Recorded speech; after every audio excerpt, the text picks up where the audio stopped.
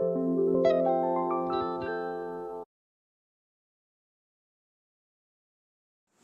আমরা শিখব সমকোণ।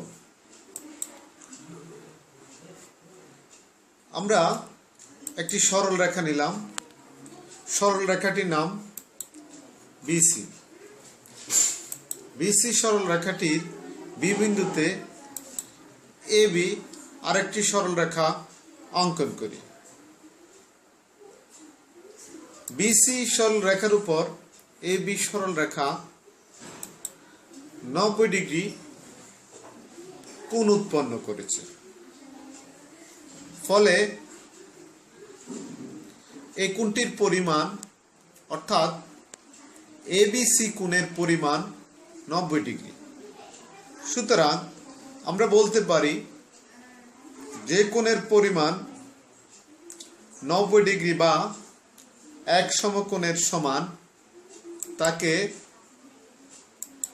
সমকোণ বলে। চিত্রে এবিসি একটি সমকোণ।